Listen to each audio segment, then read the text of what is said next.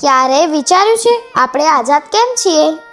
કારણ કે કોઈએ પોતાનું આજ આપણા આવતીકાલ માટે આપી દીધું હતું. કોઈ માએ પોતાનો દીકરો ગુમાવ્યો, કોઈ બહેને પોતાનો ભાઈ અને કોઈ પત્નીએ પોતાનું આખું જીવન. પણ એમનું એક જ સપનું હતું, આઝાદ ભારત. અને આ એ જ ધરતી છે જ્યાં શ્રી રામે મર્યાદા શીખવી અને શ્રી કૃષ્ણએ ધર્મનો અર્થ સમજાવ્યો અને જ્યાં કહેવાયું વસુદેવ કુટુંબકમ. એટલે ગર્વ માત્ર એ વાતનો નથી કે આપણે આઝાદ દેશમાં જન્મ્યા, પણ ગર્વ એ વાતનો છે કે આપણે આ ધરતીના સંતાન છીએ.